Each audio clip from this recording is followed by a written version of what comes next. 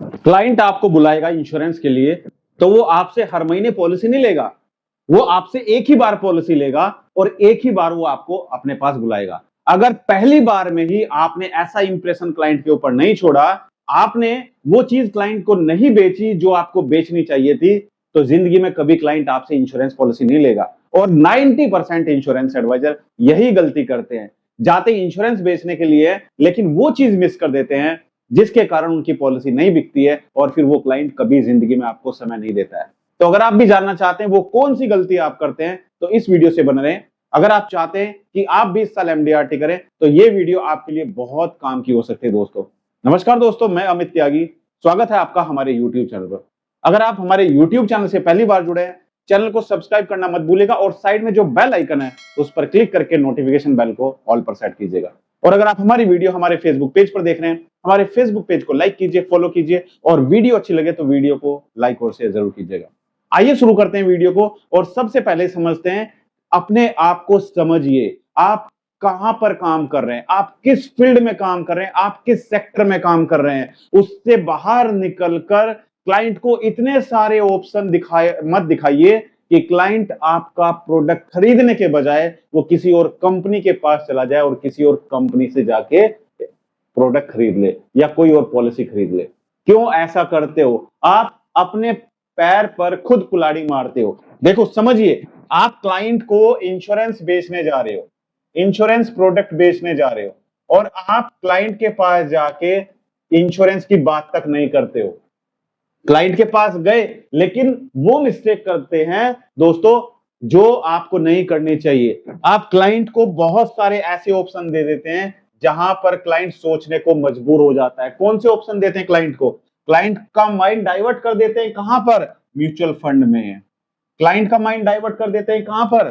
Fix deposit में, FD में। Client का माइंड डाइवर्ट कहां पर करते हैं? आरडी में, पोस्ट ऑफिस में, पीपीएफ में और बहुत सारे ऐसे रास्ते आप क्लाइंट को दिखा देते हो जिसके कारण क्लाइंट आपका इंश्योरेंस प्रोडक्ट नहीं खरीदता है।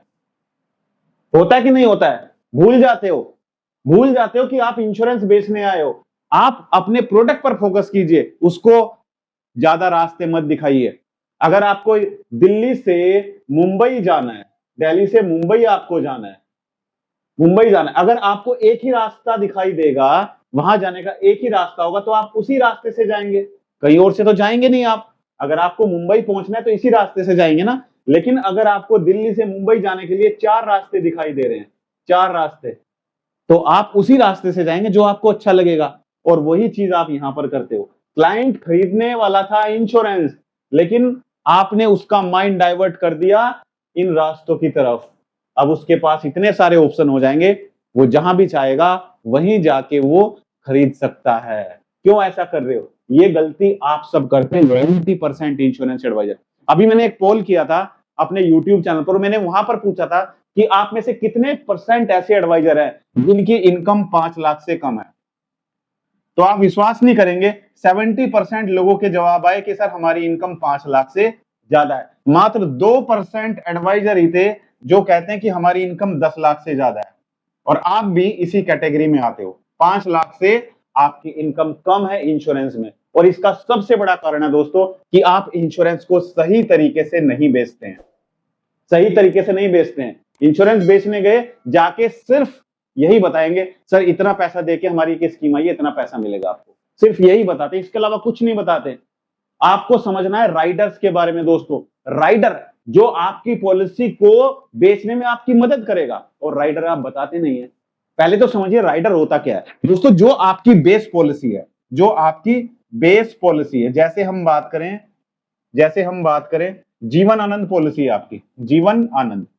अब ये जीवन आनंद पॉलिसी जाके आप सिंपल जीवन आनंद पॉलिसी जाके क्लाइंट को बताते कि सर इतने साल तक पैसा देना है और इतने साल पर मैच्योर हो गया और 100 साल तक इंश्योरेंस चलेगा, दैट्स इट। इसके अलावा आप कुछ नहीं बताते हैं। तो पहले समझिए राइडर होते क्या है दोस्तों। राइडर होता है कि जो आपकी बेस पॉलिसी है, उस बेस पॉलिसी के साथ में आप थोड़ा सा, बहुत थोड़ा सा जो एडिशनल प्रीमियम जमा करके, एडिशनल प्रीमियम आपको जमा करना है और आपको कितने बेनिफिट मिलेंगे? बहुत ज्यादा बेनिफिट मिलेंगे, बहुत ज्यादा बेनिफिट। 1000-2000 रुपए जमा करके अगर आपको 10 लाख या 15 लाख कवरेज मिल रहा है, तो क्या बुराई है उसमें? नहीं बुराई है। तो आप कहोगे राइडर क्या होता है? राइडर है एडिशनल कवरेज। आप अपने पॉलिसी में, बेस पॉलिसी में एक्स्ट्रा प्रीमियम जमा करके कवरेज बढ़ाना चाहते हो, राइट? तो हमने समझा व्हाट इज राइडर्स, राइडर्स को आप समझ चुके हैं। दूसरा हम समझते हैं top Riders in life insurance. Life insurance में टॉप राइडर्स कौन से हैं? क्योंकि आज की हमारी वीडियो का टॉपिक है what our life insurance Riders in India. Bharat में लाइफ इंश्योरेंस पॉलिसी में कौन कौन से राइडर्स दिए जाते हैं, तो हम समझ रहे हैं top Riders in life insurance. सबसे पहला राइडर है दोस्तों एक्सीडेंटल डेथ बेनिफिट राइडर। जैसा आप नाम से ही समझ रहे हैं, accidental death and disability benefit rider. मैं आप सभी इंश्योरेंस एडवाइजर से पूछना चाहता हूं, क्या आपके सामने भी ये प्रॉब्लम आती है कि आप मेहनत तो करते हैं लेकिन क्लाइंट नहीं ढूंढ पाते हैं, आपको कस्टमर ही नहीं मिल रहे हैं? तो दोस्तों हमारे YouTube चैनल पर जाइए, डिजिटल मार्केटिंग के नाम से एक प्लेलिस्ट है, उस प्लेलिस्ट को देखिए और वहां पर हमने पूरा डिटेल में समझाया हुआ कि कैसे आप अपने बिजनेस को ऑनलाइन लेकर आ सकते हैं। और अगर आप हमारे डिजिटल मार्केटिंग कोर्स को ज्वाइन करना चाहते हैं तो कमेंट सेक्शन में लिंक दिया हुआ है, उस लिंक पर क्लिक करके आप हमारी एप्लीकेशन को डाउनलोड कर सकते हैं और वहां से आप हमारे डिजिटल मार्केटिंग कोर्स को ज्वाइन कर सकते हैं, जहां पर आप सीखेंगे कि कैसे आप अपनी वेबसाइट बनाएंगे और कैसे आप ऑनलाइन कस्टमर ढूंढेंगे, राइट? सबसे पहले समझते हैं एक्सीडेंटल डेथ बेनिफिट राइडर क्या होता है। एक्सीडेंटल डेथ बेनिफिट राइडर का मतलब है कि अगर आपका सम एश्योर्ड 5 लाख है और आपने एक्सीडेंटल डेथ बेनिफिट भी 5 लाख का लिया है, तो पॉलिसी पीरियड के बीच में अगर पॉलिसी होल्डर की डेथ एक्सीडेंट के थ्रू होती है तो नॉमिनी को जो बेसिक सम एश्योर्ड है उसका डबल मिलेगा। समझ गए? 5 लाख की पॉलिसी है तो 10 लाख मिलेगा। Accidental death and disability benefit rider, इसके बारे में मैं आपको बता देता हूं। ये होता है कि इसमें एक्सीडेंटल डेथ होने पर भी पैसा मिलेगा, यानी कि अगर एक्सीडेंटल डेथ हो जाती है तो 5 लाख रुपए मिल जाएगा। अगर वो डिसेबल हो जाता है, यानी कि बॉडी के कोई भी 2 पार्ट काम करना बंद कर देते हैं, जैसे दोनों हाथ कट जाते हैं, दोनों पैर कट जाते हैं, एक हाथ और एक पैर कट जाता है, आंखें चली जाती है, आंखों की रोशनी चली जाती है, ब्लाइंडनेस, राइट? ये होता है परमानेंट डिसेबिलिटी। अगर वो बंदा परमानेंट डिसेबल हो जाता है तो उस केस में क्या होगा दोस्तों? उस केस में आगे के जितने भी प्रीमियम बचे हुए हैं वो सारे प्रीमियम तो माफ हो जाएंगे, कोई पैसा पे करने की जरूरत नहीं होगी। और एलआईसी जो भी एक्सीडेंटल डेथ बेनिफिट का सम एश्योर्ड है, वो सम एश्योर्ड उसको अगले 10 सालों तक डिवाइड करके देगी, यानी कि 5 लाख है तो 10 सालों तक मिलेगा कितना?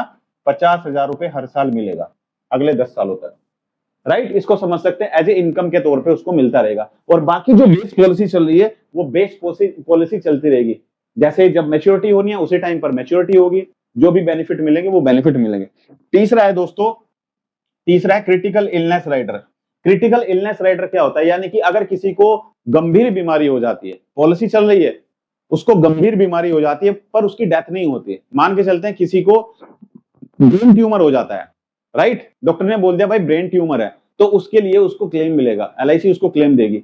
जो भी उसका क्रिटिकल इलनेस का सम एश्योर्ड है वो उसको तुरंत मिल जाएगा इलाज के लिए, भले ही उसकी डेथ ना हो, पॉलिसी चलती रहेगी और पॉलिसी मैच्योरिटी पर पूरा पैसा भी मिलेगा। अगर किसी को कैंसर हो जाता है तो कैंसर होने पर उसको तुरंत 5 लाख रुपए, जो भी उसका सम एश्योर्ड है वो 5 लाख रुपए तुरंत मिल जाएगा और पॉलिसी चलती रहेगी, राइट? वो 5 लाख किस लिए मिला? इलाज के लिए मिल गया।